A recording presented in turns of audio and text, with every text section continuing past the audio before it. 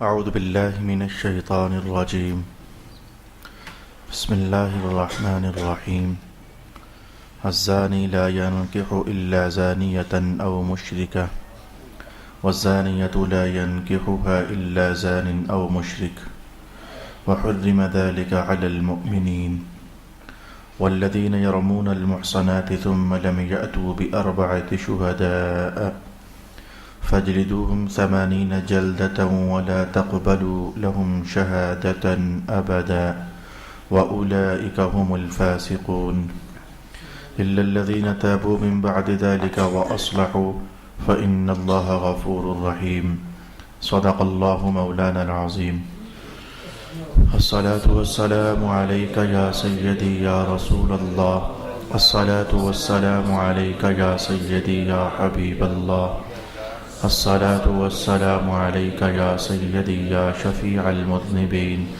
وعلى آلك وأصحابك يا سيدي يا رحمة للعالمين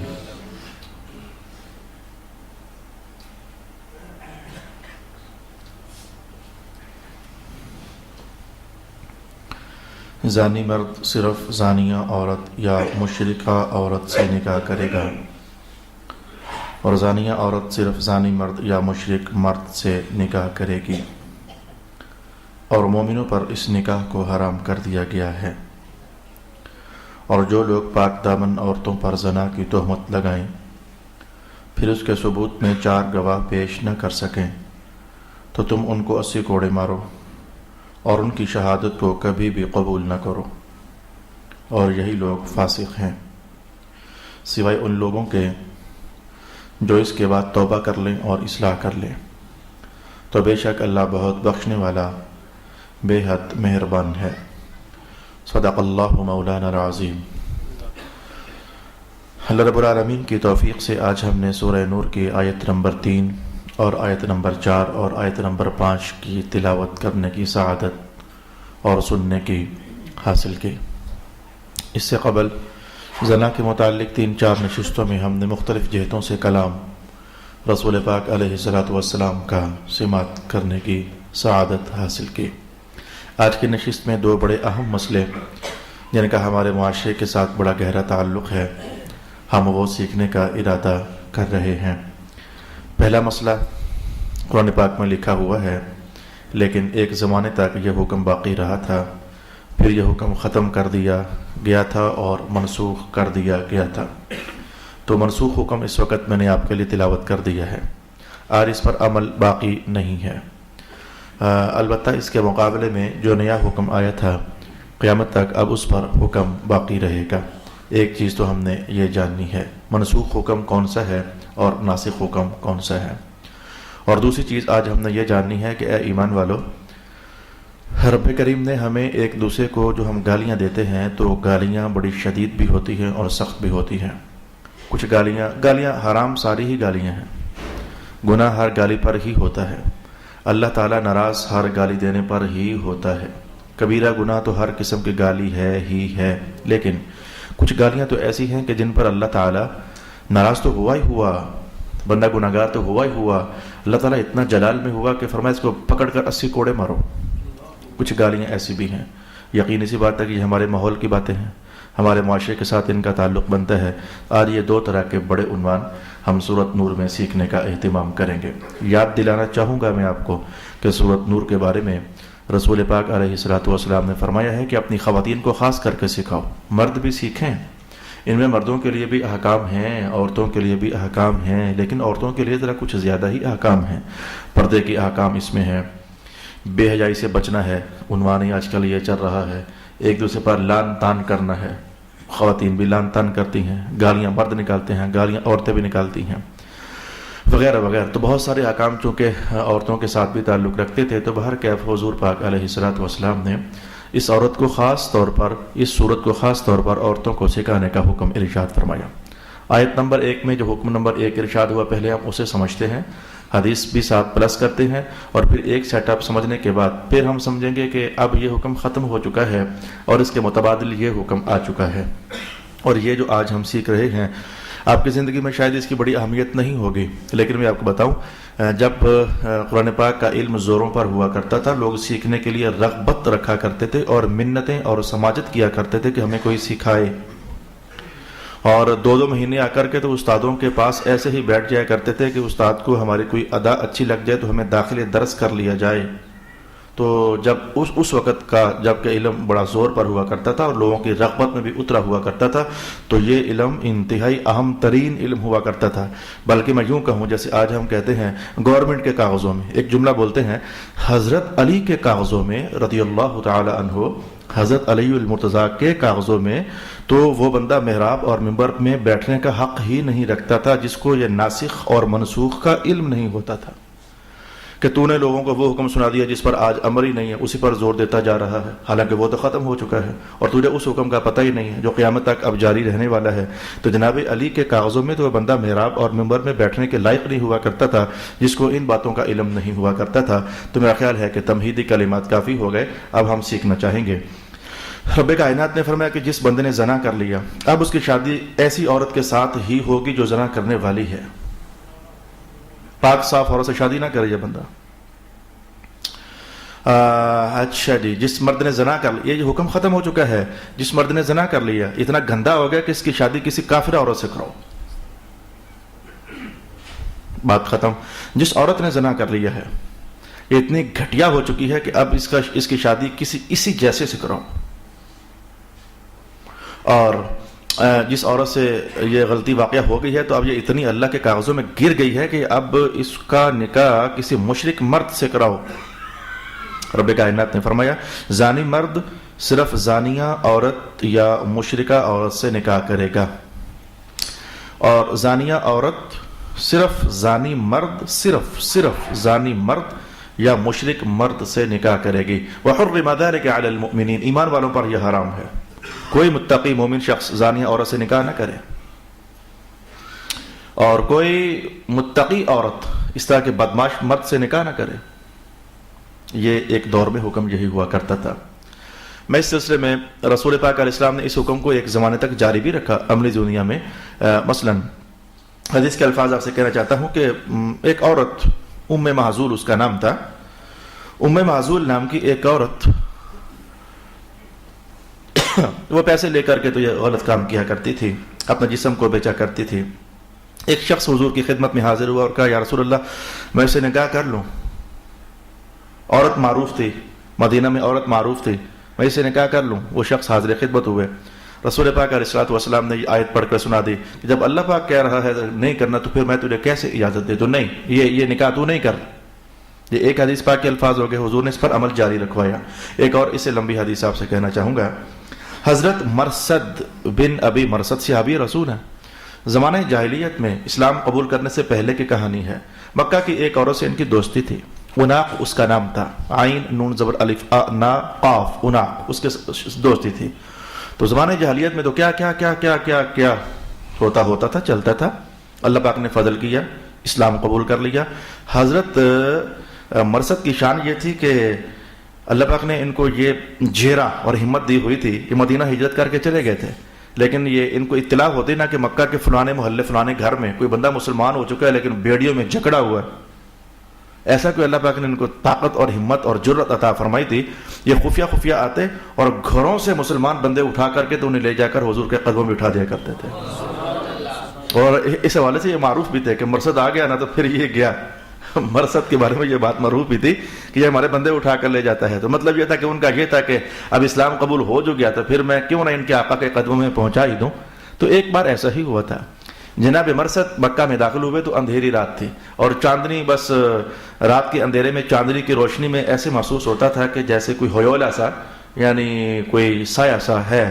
تو جناب مرثد کہتے ہیں مجھے محسوس ہوا کہ کوئی ہے، کوئی گلی محلے میں کوئی ہے۔ میں دیوار کے ساتھ جڑ گیا تو وہ جو تھا وہ ظاہر ہو گیا، تو میں نے دیکھا کہ وہ وہی عورت تھی جو زمانہ جاہلیت میں میری دوست تھی، میری عورت وہی عورت تھی۔ اس نے مجھے پہچان لیا، میں نے اسے پہچان لیا۔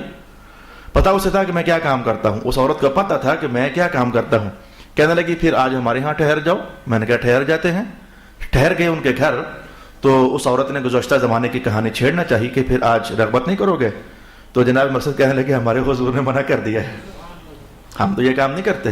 اللہ رب العالمین نے منع کر دیا ہے. جب ایسا ہوا تو اس عورت نے شور ڈال دیا, ادھر ہی شور ڈال دیا, یہ مرصد آ گیا, یہی تمہارے بندے اٹھاتا ہے, مکے والوں آ جاؤ, پکڑو اسے. وہ غصے میں آ گئے, پکڑو اسے, یہ تمہارے بندے اٹھا کر لے جاتا ہے.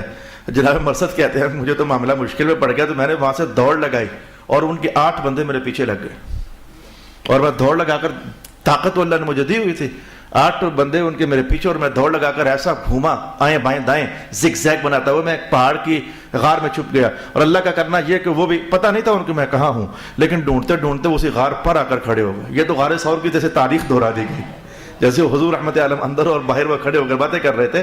اور یہاں تک واقعہ ہوگا, مرصد کہتے ہیں کہ ان میں سے ایک نالائق نے, کافر کو کیا معلوم کہ پیشاب کھڑے ہو کر کرنا کہ بیٹھ کر کرنا ہے, وہ تو کھڑے ہو کر کیا کرتے تھے, تو اس نے غار کے اندر کھڑے کھڑے پیشاب کر دیا, یہ جانے بغیر کے اندر میں ہوں. فرماتے اس کا پیشاب میرے سر پر پڑا, معاملہ یہاں تک ہوا اس کا پیشاب میرے سر پر پڑا, لیکن میں برداشت کر گیا. ظاہر ہے کہ میں بڑے مقصد کے لیے آیا ہوا تھا. آخرکار وہ یب کر تھک تھک کر چلے گئے. میں نے کہا نہیں, مقصد پورا کر کے جاؤں گا. آج جو میرا ٹارگٹ تھا وہ ایک مسلمان تھا, لیکن اس کا جسم وزنی تھا, بھارا جسم تھا, وہ اس سے دوڑنا ہی مشکل تھا. تو جب وہ بھاگ گئے تو رات کا کچھ وقت اور آگے بڑھ گیا, تو میں گیا, اس کے گھر زنجیروں میں جکڑا ہوا تھا, میں نے کھولا اور کھول کر کے تو اس کو سہارا دے کر اٹھایا. مرصد کہتے ہیں بڑا پارا جسم تھا اس کا, مجھے تو اٹھایا ہی نہ جائے. کچھ اس نے مدد کی, کچھ میں نے مدد کی, گھسٹتے ہم آخرکار مدینہ شریف پہنچ گئے. کتنے دن لگے ہوں گے, ہم پہنچ گئے مدینہ شریف. مدینہ پہنچ کر پھر مجھے اس عورت کی وہ اس رات کی کہانی یاد آئی. میں نے پوچھنا چاہا رسول اللہ سے, یا رسول اللہ وہ ایک دوست تھی میری زمانہ جاہلیت میں, تو اگر اجازت ہے تو میں اسے نکاح کر لوں, وہ اب بھی میرے ساتھ رغبت رکھتی ہے. تب پھر رسول پاک علیہ السلام نے یہی آیت پڑھی, قرآن نے پڑھا مرصد تو نے, کہ رب کائنات نے فرمایا ہے کہ ایک مومن شخص جو ہے وہ مومنوں ہی کی طرف رغبت کرتا ہے, ایسی زانیہ کی طرف آپ چھوڑو, آپ کو اس نکاح کی اجازت نہیں دی جاتی. ایسے ہی اور بھی واقعات مدینہ کے ماحول میں ہوئے, جن کا نتیجہ یہی تھا کہ ایک زمانے تک اس آیت پر حکم باقی رہا اور عمل باقی رہا کہ زانیہ ہی سے نکاح کرے گا. اور اس پر محدثین اور مفسرین نے وجہ بیان کی کہ رب کائنات نے یہ اس وقت یہ کیوں بات ارشاد فرمائی تھی کہ زانیہ زانی ہی سے نکاح کرے, زانی زانیہ ہی سے نکاح کرے. ائمہ تفسیر نے ارشاد فرمایا کہ ماجرا یہ تھا کہ انسانوں کی فطرت کچھ ایسی ہے کہ گندے انسان گندوں کی طرف رغبت کیا کرتے ہیں, پاکیزہ انسان پاکیزاؤں کی طرف رغبت کیا کرتے ہیں. اگر نہیں سمجھ آئی تو کیا یہ ماحول میں ایسی تصویریں آپ نے نہیں دیکھی ہیں؟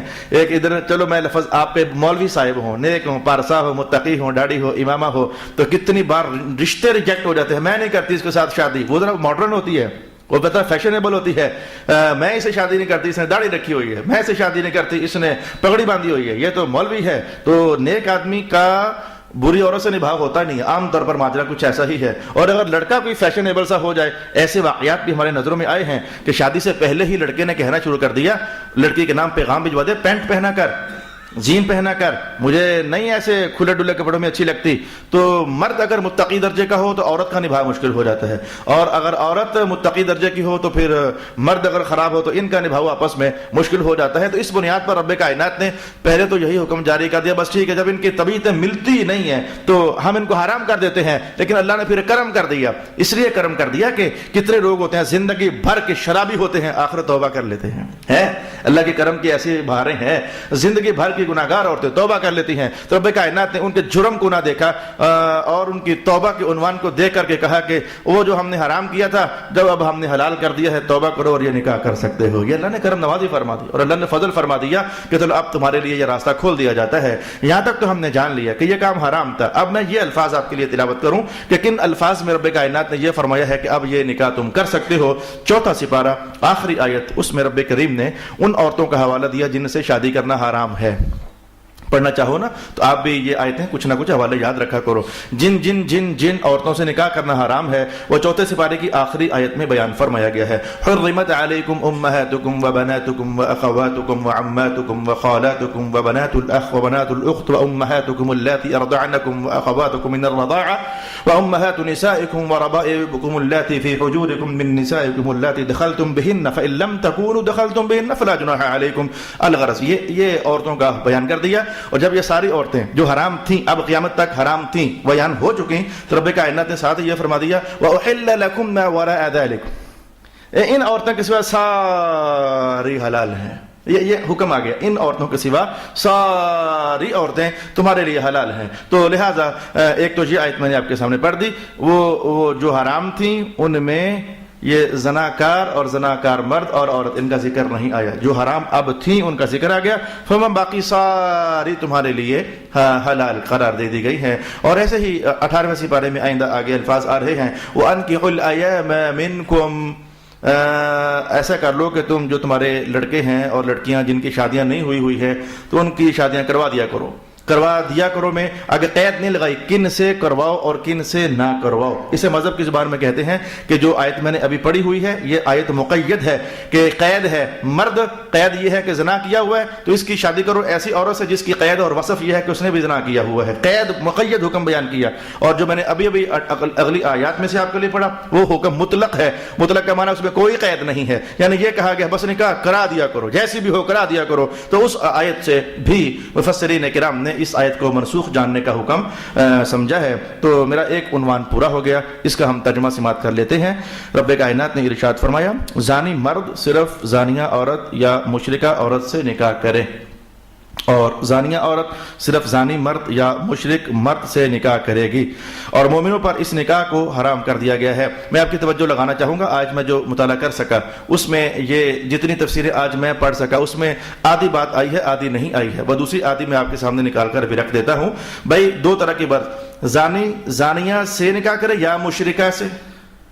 مشرک کی بات تو جو میں نے ابھی تک آپ سے کہا اس میں کہا ہی نہیں میں نے کچھ. اچھا زانی عورت جو ہے وہ زانی مرد سے نکاح کرے یا مشرک سے، یعنی پہلے دور میں مشرکوں سے نکاح کرنا جائز ہوتا تھا. جیسے زانیہ سے، زانیہ سے، زانی مشرکہ سے اور زانیہ مشرک سے، یہ مشرکوں کے ساتھ بھی نکاح کرنا پہلے جائز ہوتا تھا، لیکن پھر یہ بھی ختم کر دیا گیا.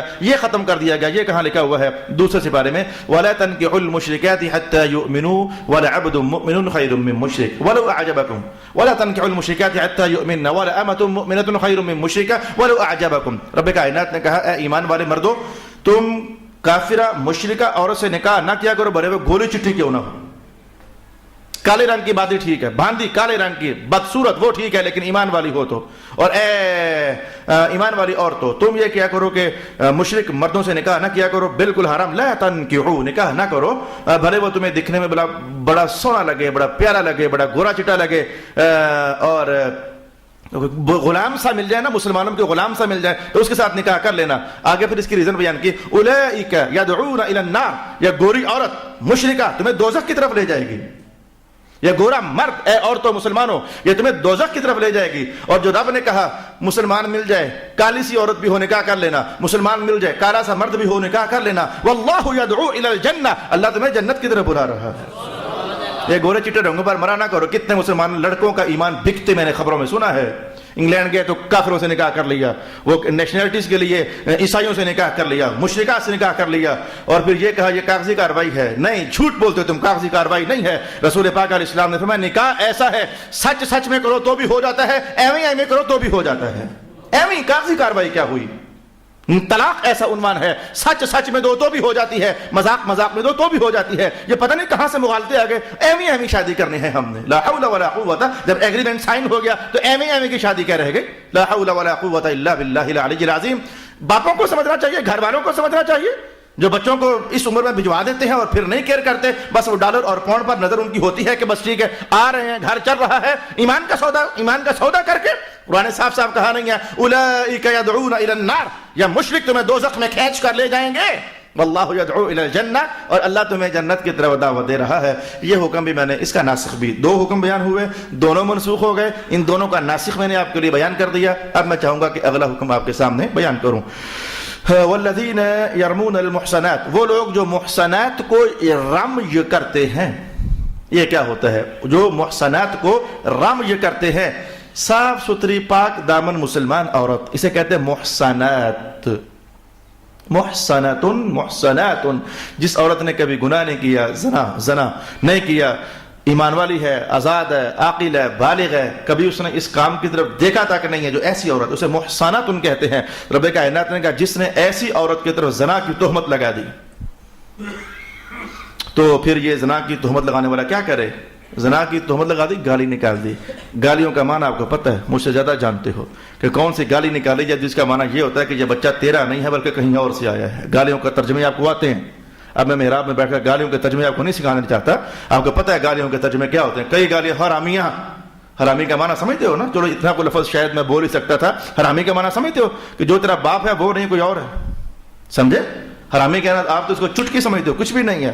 حرامی کہنا کسی کو سمجھنا چاہیے کہ تو نے اسے یہ کہہ دیا ہے کہ جو مشہور ہے تیرا باپ وہ تو نہیں ہے, وہ کوئی اور ہے تیرا باپ. تو اور کیا ہوتا ہے زنا کی تہمت لگانا؟ الغرض میں نے کہا کہ میں یہ نہیں کہنا چاہتا کہ گالیاں تو دھیان سے دیا کرو, میں یہ نہیں کہنا چاہتا. نہیں, گالیاں دیا ہی نہ کرو, بدبختی مت کرو. قال النبی صلی اللہ علیہ وسلم سب المسلم من الکبائر, مسلمان کو گالی دینا یہ تو کبیرہ گناہ ہوتا ہے. او کما قال النبی صلی اللہ علیہ وآلہ وسلم, باپوں کو بھی حیا آنی چاہیے. صاف سی بات ہے, باپ اپنے گھر میں بیٹھ کر بچے کو حرامی کہہ رہے ہوتے ہیں, گویا کہ وہ اپنے ہی سر وہ ڈال رہے ہوتے ہیں کہ تیرا ابا میں ہے ہی نہیں ہوں. ماؤں کو بھی حیا کرنی چاہیے, اپنے بچوں کو حرامی کہہ دیتی ہیں. یہ اتنا کوئی لفظ شاید میں کہہ سکتا تھا, لیکن کچھ اس سے بھی گھمبیر الفاظ ہیں وہ میں نہیں کہہ سکتا. تو آپ سمجھیں, رب کائنات نے کہا بات یہاں عورتوں کی ہوئی لیکن مرد بھی اسی میں شامل ہیں. کسی عورت نے پاک دامن مرد کو زنا کی تہمت لگا دی, یا کسی مرد نے پاک دامن عورت کو زنا کی تہمت لگا دی, حکم دونوں کے لیے ہے. بیان میں صرف عورتوں کا حوالہ ہوا کیونکہ عام طور پر مرد ہی عورتوں کو گالیاں نکالتے ہیں. عام طور پر مرد ہی عورتوں کو گالیاں نکالتے ہیں. تو اس لیے قرآن پاک نے ٹچ کیا عورتوں کو کہ جو شخص پاک دامن عورت کو زنا کی تہمت لگائے گا, اب سنو اس کا حشر کیا ہے, اس کا حشر دنیا میں کیا ہے, اس کا حشر آخرت میں کیا ہے. میں اگلے الفاظ آپ کے سامنے پڑھ دیتا ہوں.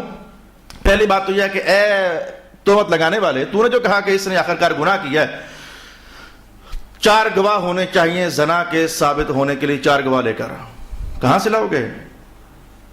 جھوٹے لاؤ گے تب بھی دوزخ. اپنے آپ کو بچانے کے لیے جھوٹے گواہ لے کر آؤ گے, مل جاتے ہیں. عدالتوں کے باہر جاؤ تو ڈھیر لگا ہوتا ہے, تھانوں کچہریوں کے اندر رش پڑا ہوتا ہے, جھوٹے سچے گواہ بکاؤ لوگ پڑے ہوئے ہیں. تو جھوٹے گواہ لے کے آؤ گے تب بھی دوزخ, اور سچ کے طور پر تمہارے پاس گواہ ہے نہیں. ہم جو گالیاں نکالتے ہیں, کب ہم نے دیکھا ہوتا ہے کہ اس عورت نے زنا کیا ہے؟ کب ہم نے دیکھا ہوتا ہے؟ نہیں دیکھا ہوتا. بس وہ شیطان کے انگلیوں پر ناچ کر بول دیتے ہیں, جو منہ میں آتا ہے بول دیتے ہیں. آپ کا دھیان ادھر نہیں جانا چاہیے. اور یہ عدالتوں میں انصاف ہی نہیں رہا, تھانے والے پوچھتے نہیں ہیں, ادھر دھیان نہ جائے. دھیان ادھر کہ جرم کرنے کے بعد ادھر جاؤ گے تو انصاف نہیں ملے گا. تم جرم کرو ہی نہ. میں دھیان یہاں روکنا چاہوں گا, جرم کرو ہی نہ. کیس اپنا وہاں تک جانے سے پہلے اللہ سے معافی مانگو نا, اپنی زبانوں کو لگام چڑھاؤ نا. رسول پاک علیہ الصلوۃ والسلام سے پوچھا گیا, یا رسول اللہ دوزخ میں لے جانے والی بڑی چیزیں ہیں, تو سب سے زیادہ دوزخ میں لے جائے گی کون سی شے؟ سوال ہوا. یہ اچانک مجھے حدیث پاک کی ذہن میں آ گئی. حضور دوزخ میں لے جانے والے بڑے امور ہیں, سب سے زیادہ دوزخ میں لے جائے گا کون سا معاملہ, کون سا؟ رسول اللہ علیہ السلام نے پکڑا زبان. گالی اس سے, گلوچ اس سے, غیبت اس سے, چغلی اس سے, اور پتہ نہیں کیا کیا کیا کیا. زبان تمہیں دوزخ میں سب سے زیادہ لے جانے والی ہے. او کما قال النبی صلی اللہ علیہ وآلہ وسلم. میں ایک تو 4 گواہ لے کر آ. اب 4 گواہ بندہ کہاں سے لائے؟ گالی دینے والا تو وہ نقد تیار کرتا ہے, نقد گالی دے دیتا ہے. اس کو کیا معلوم یہ واقعہ ہوا بھی تھا کہ نہیں ہوا تھا, یہ زنا کا واقعہ ہوا بھی تھا کہ نہیں ہوا تھا, اسے کیا معلوم. لیکن وہ نقد گالی تیار کرتا ہے, نقد دے دیتا ہے. گواہ کہاں سے لے کر آئے؟ اگر عدالت انصاف کی ہو, اگر عدالت واقعاتاً ایمان کے تقاضوں پر پوری اترنے والی ہو, اگر عدالت واقعاتاً قرآن کو اپنا حاکم سمجھتی ہو, اگر عدالت واقعاتاً رسول پاک صلی اللہ علیہ وآلہ وسلم کے فرمان کو اپنا حاکم سمجھتی ہو, اگر واقعاتاً ایسا ہو, تو یہ عورت جا کر کیس دائر کر دے. اور کوئی لمبے چوڑے کام نہیں, تاریخوں پر تاریخیں نہیں. قرآن پاک نے تاریخوں کا حوالہ ہی نہیں چھیڑا, تاریخوں پر تاریخیں نہیں. کیا بدماشیاں مچی ہوئی ہیں, کبھی وہ نہیں آیا تو کبھی یہ نہیں آیا تو کبھی پیسے دے کر تاریخ آگے کر لو. یہ قیامت کو ان سب سے حساب ہوگا میرے پیاریوں. وکیلوں تم سے بھی حساب ہوگا, ججوں تم سے بھی حساب ہوگا, جو بلا وجہ تاریخیں آگے, پیسے لے کر تاریخیں آگے کرتے ہو نا. مسلمانوں کو لٹکا کے رکھتے ہو, ان کا زمانہ ضائع کرتے ہو, ان کا وقت ضائع کرتے ہو, ان کا پیسہ ضائع کرتے ہو. اور ایک شریف سا مسلمان وہ آخرکار کہتا ہے مولا تو ہی انصاف فرما دے. آخرکار یہ جملے کیوں اس نے منہ سے نکالے؟ مذہب میں تو اتنا سوکھا سا کام ہے. کیس دائر کر دیا, ہاں بھی گواہ لے کر آ. گواہ تو میرے پاس نہیں ہے. کہاں سے گواہ لوگے؟ گواہ تو میرے پاس نہیں ہے. نقد. قاضی حکم جاری کیا کرے گا؟ قرآن پاک نے کہا پکڑو اس کو, فجلدوہم 80 جلدۃ, اور اس کو 80 کوڑے لوگوں کے سامنے مار دو. ابھی مارو 80 کوڑے سے. زندگیاں گزری ہیں, بوڑھے ہوئے ہو, کیا آج تک پاکستان میں گالی نہیں دی گئی؟ کیا پاکستان میں آج تک چوریاں نہیں ہوئی؟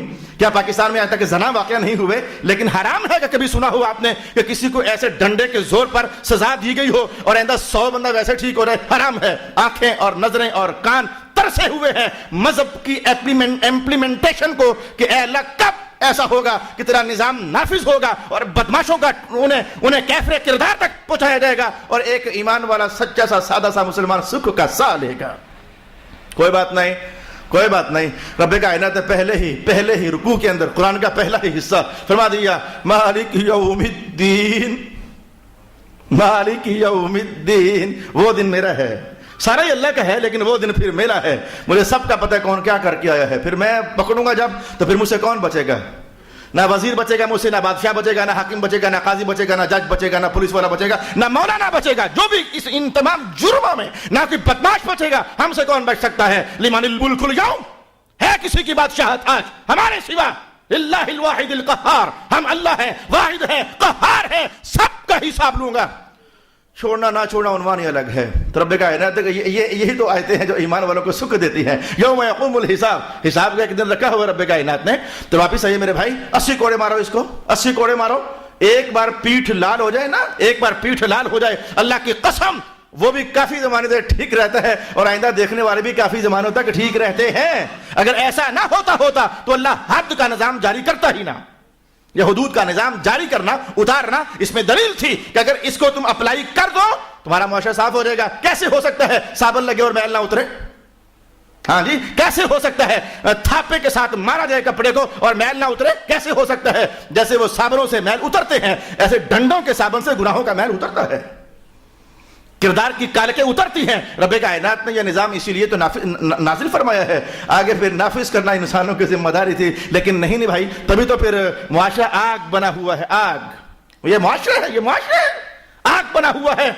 उलमा के पास जब फतवे बिकते हैं, अपने आप से कहानी शुरू करता हूं ना ताकि दिल ना टूटे आपके। उलमा के पास जाओ, फतवे बिकते हैं, गाली गुलूच होता है, एक दूसरे को लामतान होती है। थाने में चले जाओ, इंसाफ के लिए पैसे लाख रुपया दो ना, फिर तुम्हारे साथ जब कार्रवाई शुरू करेंगे।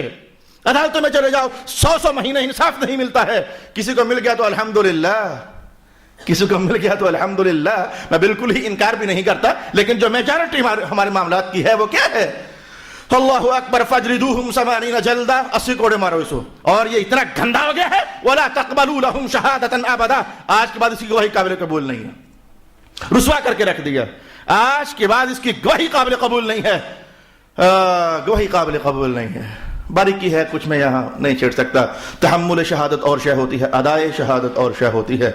ये तहम्मुल शहादत का अहल है लेकिन अदाए शहादत का अहल नहीं है। ये एक फ़िक़ही बहस है, बारीक बहस है, जिसको समझाने के लिए फिर मुझे मजीद 20 मिनट चाहिए होंगे। वो ग्राउंड तैयार करने के लिए ये तहम्मुल शहादत क्या है और अदाए शहादत क्या है। ये बंदा अदाए शहादत का अहल नहीं रहा है, इसकी गवाही पर आज बाद फैसले नहीं करने हैं, हालांकि गवाहियों पर फैसले होते हैं। अदालत का सारा निजाम गवाहियों पर ही तो चलता है। बल्कि मैं कहना चाहूंगा मरने के बाद कभी कितने मामलात है जो गवाहियों पर चलते हैं। अलगरस वापस आइए, मैंने 2 हुक्म आज कहने थे, जरा जल्दी से वो तो कह लूं। तो इनको 80 कोड़े मारो। व उलाइका हुमुल फासिकून, ये फासिक लोग हैं। और क्या होते हैं फासिक? क्या होते हैं फासिक? कोई फासिकों की टांगें तो नहीं टूटी होती, ये गालियां निकालने वाले फासिक लोग होते हैं। अच्छा नहीं लगा आपको? नहीं अच्छा लगा, मैं क्या करूं? मैं तुम्हें खुश करूं कि अपने रब को खुश करूं? गालियां निकालते हो माओ की, बहनों की, नापाक हरकत। रब्बे कायनात फासिक, फासिक ढूंढो फासिक कौन होता है? ये इधर हमारे माहौल में यही लोग होते हैं जो फासिक होते हैं। बेनमाज फासिक होता है, गालियां निकालने वाला फासिक होता है। ये रब्बे कायनात ने साफ साफ हमारे सामने इरशाद फरमा दिया, व उलाइका हुमुल फासिकून। अल्लाह है ना, अल्लाह है, अल्लाह है, वो उसकी बड़ी मेहरबानी है। ये थोड़ा के बंदों को साड़ना चाहता है, ये थोड़ा के बंदों को मार देना। इल्लल्लज़ीना ताबू मिन बादि ज़ालिका व अस्लहू फ़इन्नल्लाहा गफ़ूरुर रहीम। बंदो तौबा कर लो, मैं तुम्हें माफ कर दूंगा। ऐसा इस्लाह कर लो, अपनी तौबा कर लो, इस्लाह कर लो, बीबे बन जाओ, बीबे पुत्र बन के रहो, बीबे तियां बन के रहो, बीबे बंदे बन के रहो। इन फ़इन्नल्लाहा गफ़ूरुर रहीम, अल्लाह ताला फिर माफ कर देता है। अल्लाह बड़ा बख्शिश करने वाला है। लेकिन ऐसा जुमला समझाया वैसे आपको। आज मैं आपको वो बात बताऊं, कल भी हमने पढ़ा कि हज़रत सादी ने फरमाया कि कुछ बेवकूफ़ लोग ऐसे होते हैं, गंदम जमीन में डालते नहीं है लेकिन उम्मीद लगाते हैं कि शायद हम कल काट लेंगे। बात तो फौरन आपको समझ आ गई। गंदम जमीन में डाली नहीं है और उम्मीद लगा रहे हैं कि जब कल कटाई का मौसम आएगा तो शायद हम काट लेंगे। बेवकूफ हैं। कहा ऐसे कुछ लोग ऐसे हैं, खैर का अमल कुछ भी नहीं किया और इसी उम्मीद पर अल्लाह बड़ा गफूरुर रहीम है, कल जन्नत ही देगा। شادی نے یہ بات سمجھانا چاہیے اللہ بڑا غفور ہے، بخشش دے ہی دے گا. کتنے لوگ اس طرح کے جملے اللہ بڑا غفور الرحیم ہے. آؤ اللہ نے غفور کا جو قانون دیا وہ قانون ہے کیسے؟ الا الذین تابوا، گند سے اپنے آپ کو صاف کرو، پھر اللہ غفور الرحیم ہے غفور الرحیم ہے. لیکن قانون یہ ہے توبہ تو کرو. دھلنے کے لیے دھوبی کے پاس پہنچو تو صحیح، اپنے آپ کو ستھرا کرنے کا اہتمام سجاؤ تو صحیح. وہ کہا مولا معاف کر دے، غلطی ہو گئی ہے. اب دیکھو اب اللہ کہتا ہے اچھا آگے آئندہ دھیان نہ رمی چل جاتا معاف کی تھا. آؤ ہی نہ ہو، دھلنے کے لیے تیار ہی نہ ہو، کہ پاکیزگی اور طہارت کے لیے آمادگی اپنے اندر بیدار ہی نہ کرو، تو گھر بیٹھے بیٹھے شراب پیتے اللہ بڑا غفور الرحیم ہے. جملہ غلط نہیں ہے لیکن آپ نے استعمال صحیح نہیں کیا. جملہ صحیح ہے لیکن آپ نے وہ میچ نہیں کر سکے. اسے جیسے استعمال کرنا تھا آپ نے ویسے اس کو استعمال نہیں کیا. آج کی نشست میں ہم نے 2 باتیں سیکھنے کا اہتمام کیا. ایک بات یہ تھی کہ یہ حکم منسوخ ہو گیا، کون سا میں نے آپ کو بیان کر دیا، یعنی نکاحوں کے کچھ معاملات تھے. اور دوسری بات یہ گالی گلوچ کرنے والے، میں نے جان بوجھ کر لفظ گالی گلوچ بولا، وہ جو اس کا ایک مخصوص نام ہے، جو ٹاپک چل رہا ہے اس ٹاپک کا ایک مخصوص نام ہے قذف. مجھے پتا اس کا نام قذف ہے لیکن میں نے ذرا اس کو تھوڑا سا کلی سا کر کے بولنا چاہا تاکہ اللہ کرے کسی دل میں خوف اتر جائے، اللہ کرے کسی دل میں ڈر کا سامان پیدا ہو جائے. اللہ تعالیٰ میرا اور آپ کا حامی و ناصر. صدق اللہ العظیم.